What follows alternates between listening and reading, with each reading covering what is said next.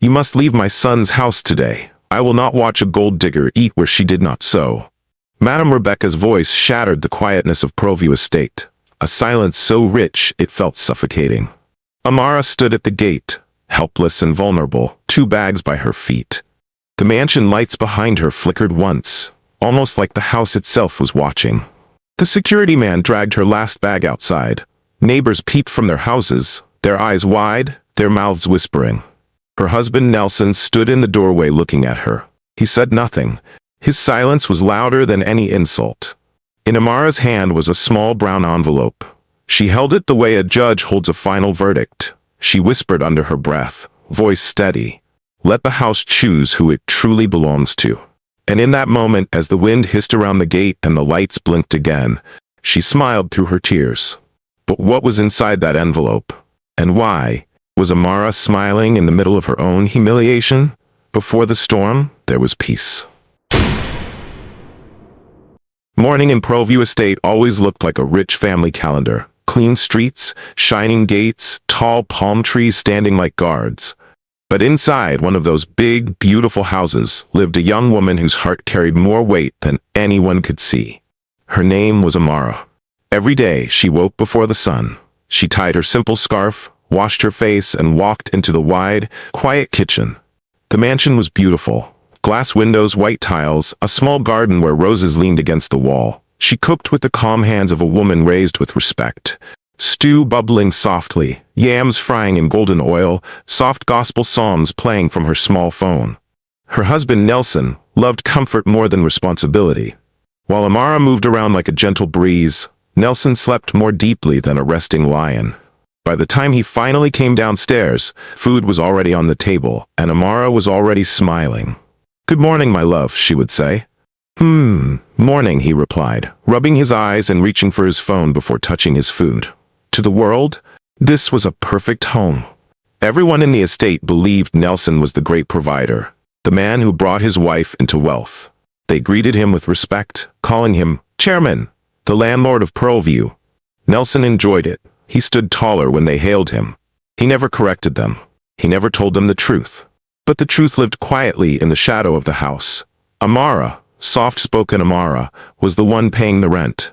Her job as a financial consultant brought money that Nelson's pride could not match. She paid the tenancy fees, she paid the bills, she carried the house on her back. Yet she allowed the world to praise her husband. Let him shine, she told herself.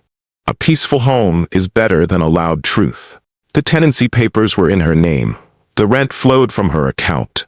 Her boss respected her. Her clients trusted her. But she never boasted. Her mother once warned her on the phone, "My daughter, when you hide a whole river inside a cup, one day the cup may break." Amara only laughed gently and touched the small beaded bracelet her grandmother gave her before she died. Her grandmother's advice echoed in her heart. A wise woman does not shout her strength. She hides it as the tortoise hides in its shell.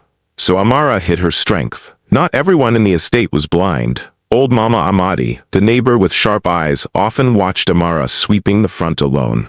"A tree that bends too long will one day snap," the old woman muttered. Inside, life was peaceful, but under the surface, something was shifting. Nelson's mother, Madame Rebecca, a woman known across town for her strong voice and stronger ego, was calling more often. "When will I come and stay with you?" she asked. "Or is your wife now trying to hide you from your own mother?" Nelson would sigh. "Don't worry, Mama. Soon." One evening during dinner, with a spoon halfway to his mouth, he dropped the news. "My mother wants to come and stay with us for a while. The doctor says she needs to be closer to town." Amara's spoon paused mid-air. For a brief moment, her hand trembled. Then she forced a small smile. "That's fine," she said softly. "She is your mother." That night, she lay awake, staring at the ceiling. Her fingers traced the beads of her grandmother's bracelet. Outside, the wind blew gently through the roses. Somewhere in the distance, thunder rumbled. A storm was coming, and Amara could feel it. The day Madame Rebecca arrived, even the air in Pearlview Estate seemed to change. Her taxi stopped in front of the mansion with a loud honk. The driver stepped out quickly, wiping sweat from his forehead as if he had been carrying a storm. There she stood, eyes sharp like a hawk searching for trouble. Nelson rushed out with a big smile. "Mama, welcome." But when her eyes moved to Amara, the smile on her face tightened into something cold. "So, this is the house," she said slowly, looking around with her chin raised. My son has done well, very well." Amara swallowed politely. "Welcome, Mama. Let me help you with your bags." "No," Mama snapped. "Let my son do it. A man must show strength." That was the first cut. Inside the mansion, she didn't rest. Within minutes, she was rearranging chairs, shifting flower vases, opening drawers, and inspecting the kitchen as if she were a police officer. "This place is too modern," she complained. "Where is the family touch? Where is the man's presence?" Nelson smiled sheepishly. Amara kept quiet. That evening at dinner, she praised her son loudly. "My son, you have done well. Look at this big house you got for your family. God has blessed you." Amara opened her mouth to speak, but Mama cut her off. "You are his helper, not his competitor. Remember your place, my daughter." The words burned, but Amara swallowed them with her food. The real crack opened the next morning. A knock came at the door. It was Mr. Bello, the property manager. Tall, neat suit, calm eyes. "Good morning," he said. "I came to speak with Mrs. Amara Okafor, the primary tenant. It is about the rent renewal." The whole house froze. "Primary what?" Madame Rebecca's eyes widened. She turned slowly toward her son. "Tenant? Renewal? What is he saying?" Nelson stammered. "Mama, it's just modern paperwork." Amara quickly stepped in. Mr. Bello, let's go to my office, please." She led him away before Madame Rebecca could ask more questions. But questions had already entered her heart. That night, from her corner in the sitting room, Madame Rebecca fanned herself slowly in the dark. "Before a snake grows wings," she whispered, "you cut off its head." The war had begun. From the very next morning, peace began to leak out of the mansion like water from a cracked clay pot.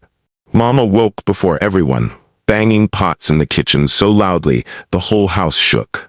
"Amara," she shouted, "come and recook this stew. It smells lazy." Amara blinked in confusion. She had not even touched the stew yet. Everywhere she went, Madame Rebecca's eyes followed, sharp, waiting for a mistake. She complained about the way Amara walked, the way she sat, even the way she breathed. "You want to show my son you are the madam of this house?" she hissed. "Be careful. Pride is not made for children." Amara forced a weak smile. "Mama, I just want peace." But peace was already gone. In church, Madame Rebecca testified loudly. "My son is the owner of one of the finest houses in Proview Estate.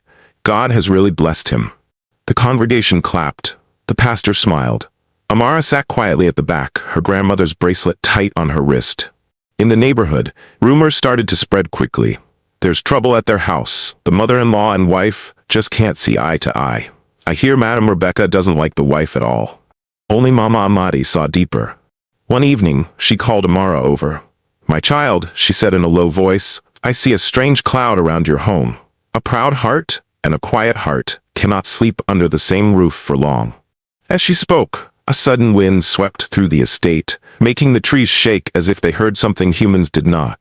Inside the mansion, little things began to feel off. Doors creaked even when nobody touched them. The lights flickered whenever Mama raised her voice. At night, Amara heard soft tapping on the walls, like the house itself was restless.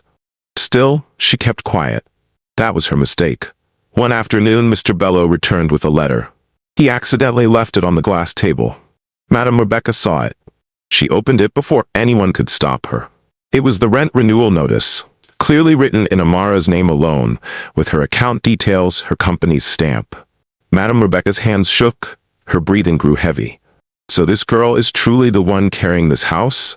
And I have been praising my son like a fool? The air in the room grew thick. That night, while Amara washed dishes, she felt something cold run down her spine.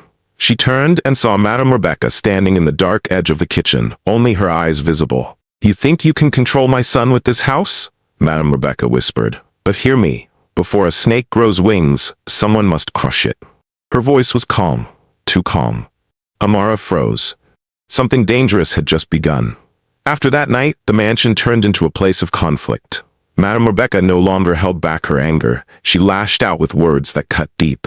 "You think you can take charge?" she shot at Amara. "A woman who pays rent thinks she can shape her own future." Amara's hands trembled, but she still bowed her head.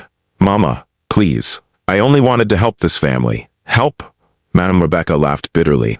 "Your help is poison." Nelson, caught in the middle, became a coward in his own house. Please, both of you should calm down, he whispered, never choosing a side, never protecting his wife. That was the pain that cut Amara the deepest. Not just her mother-in-law's insults, but her husband's silence. The strange signs in the house continued. The lights flickered whenever voices were raised, plates rattled softly on the shelf. At night, the wind howled around the mansion like a warning. Be careful. Be careful. One night, Amara had a dream. She stood in a wide, empty field. In the center, the same Pearlview mansion stood alone. Madame Rebecca and Amara held the front door, dragging it from opposite sides, faces tight with silent anger. Her grandmother sat on a small stool, watching. The house does not belong to the loudest voice, the old woman said. It belongs to the one whose sweat waters its pillars. A crack appeared in the dream house wall. It grew wider and wider, spreading like a wound. Amara woke up sweating. The next Sunday, Madame Rebecca carried their fight to church. She whispered to the pastor, "Pray for my son. His wife wants to rule him with money." The pastor, not knowing the full story, preached, "Beware of women who use money to control their husbands." People glanced at Amara with pity she did not ask for. By evening, a heavy rainstorm hit the estate. Thunder roared like angry spirits. Water began to leak through the roof, right above the corner where Madame Rebecca usually knelt to pray. From her veranda, Mama Amadi watched the leak and shook her head. "When a proud person fights the one who feeds the house," she murmured, "even the roof will complain."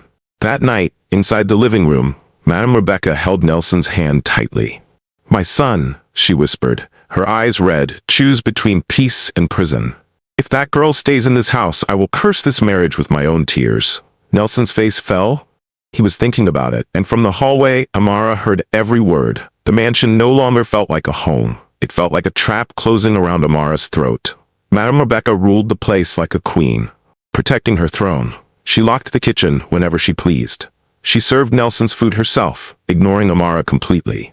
"Let real women handle real work," she said one evening, deliberately pushing Amara aside. Amara's chest tightened. Her house was slipping away from her like sand through open fingers. Then Madame Rebecca invited a young, flashy girl from church to help with chores. The girl giggled around Nelson, touching his arm, calling him Brother Nelson. Madame Rebecca watched with wicked satisfaction. "This is the kind of wife my son deserves," she said loudly. Respectful, beautiful, humble. A thin crack formed inside Amara's heart. Then came the final blow. One afternoon, Madame Rebecca sneaked into their room and took money from his drawer. She hid it inside her wrapper. Then she raised a loud cry that shook the house. "Jesus, my son, your wife has started stealing from you." Church women and neighbors were in the sitting room at that moment. They all rushed in. Nelson rushed in. Mama pointed straight at Amara, as if pointing at a demon. "She took the money. I saw her. She wants to drain you dry." Gasps filled the room. Amara stepped back, stunned. "I didn't touch anything." "Mama, why are you lying?" Mama fell to her knees dramatically, crying and shaking. "Father, save my son from this dangerous girl." Eyes swung to Amara. Judgment, suspicion, pity.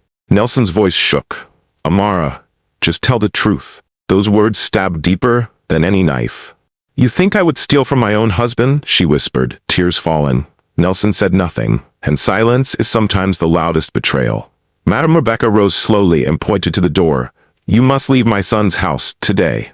The room went quiet. Even the walls seemed to hold their breath. Amara turned to Nelson, searching his face for courage, for love, for anything. He looked away. Something inside her broke cleanly in two. With shaking hands, she packed her bags. Mama dragged them to the gate. Neighbors watched, some with pity, some with secret joy. And in the middle of that shame and thunder beating in her chest, Amara made one quiet, deadly decision. She pulled out her phone and called Mr. Bello. "End the lease," she whispered. The mansion had just lost the only person keeping it alive. 3 days after Amara left, the mansion stood strangely quiet. No soft music, no warm food smells, no gentle footsteps, just cold walls and empty pride.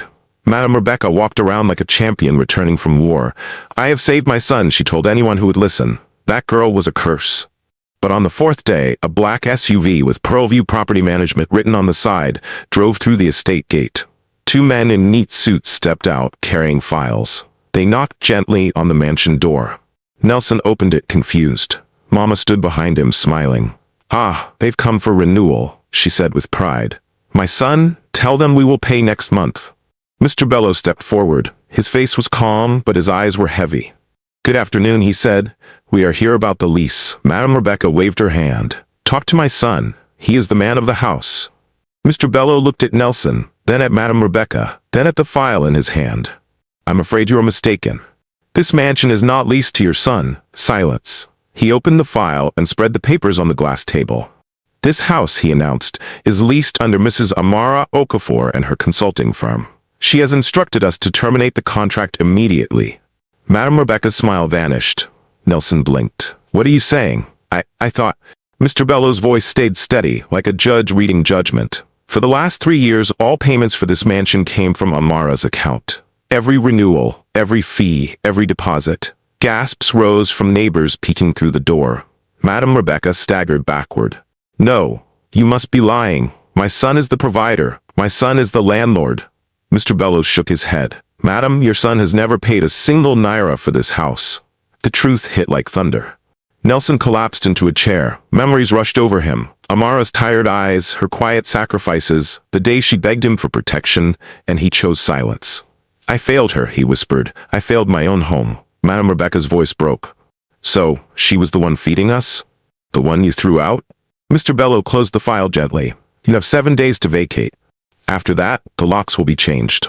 As he spoke, the lights flickered again, just like the night Amara left, almost as if the house itself agreed with the decision. Madame Rebecca fell to her knees, shaking.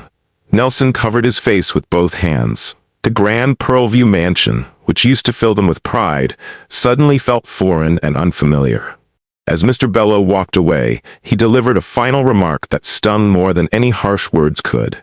A house will always belong to the person who pays for it. That was the moment their decline truly began. Within days, the truth spread through Pearlview like Harmattan fire. The wife was the real provider. She paid the rent, and they still chased her out? Pride is a bad spirit. Movers came. Furniture was carried out piece by piece. The grand living room echoed as if it were ashamed to be empty. For the first time in years, Madame Rebecca could not lift her head. She sat on the couch, wrapper twisted, eyes swollen. The woman whose voice once filled the house with commands now sat in heavy silence. Nelson walked around like a man waking from a dream that turned into a nightmare. How could I be so blind? He whispered. How could I let this happen? Neighbors watched from outside. The house followed the real owner, someone said. They chased away their blessing with their own hands, another replied. Inside, Nelson found a framed photo, Amara smiling in front of the mansion the day they moved in. The glass had cracked when Madame Rebecca fell earlier. He touched the broken frame, tears blurring his eyes. I failed her, he said softly. I failed myself. Madame Rebecca's voice trembled. My son, forgive me. I thought I was protecting you. Nelson couldn't answer. The property management team returned to seal the house. Watching them move through the house felt like watching strangers carry away their pride. Outside, the sky looked dull, as if even the sun refused to shine on their fall. Across town, in a small but peaceful apartment, Amara cooked quietly, humming a gentle tune. Her life was simpler now, but her heart was lighter. Her friend Zainab sat on the counter, eating fried plantain, and shaking her head. If peace had a face, Zainab said, this would be it. Amara smiled faintly, though her eyes still carried memories. I didn't want revenge, she whispered. I only wanted the truth. That same night, Nelson stood outside her new building. He held a small bag and a folded letter, apology written with shaking hands. He stared at the light from her window. He wanted to knock. He wanted to beg. But he could not move. After a long time, he turned away and walked into the darkness. Back in what used to be their mansion, Madame Rebecca sat alone on the bare floor. We chased away our blessing. With our own hands, she whispered. The last light in the house flickered and died. Weeks passed. The noise around the fall of the Okafor family faded, but the lessons remained like footprints in wet sand. Amara's new life grew quietly, like a small plant pushing through hard soil. She worked from her small apartment, teaching women how to save money, how to invest, how not to hide their value until people believed they were useless. Her online classes grew. Messages came in. You opened my eyes. You saved my marriage. You taught me not to disappear inside my own home. She was no longer the silent wife carrying a mansion on her back. She was now a woman who knew her worth and guarded it. Nelson and Madame Rebecca moved into a small two-bedroom flat on the other side of town. No chandelier, no big gate, no neighbors calling him landlord, just walls and regret. In the evenings, Nelson often sat outside watching cars pass, the weight of his choices pressing on his shoulders. "I lost a good woman," he whispered, "and I helped push her away." Madame Rebecca changed too. Her loud voice grew softer. Her steps became slower. Sometimes she visited Mama Amadi, seeking advice instead of giving it. One afternoon, she said quietly, "Pride dressed me like a queen, but it left me naked in the street." Mama Amadi nodded.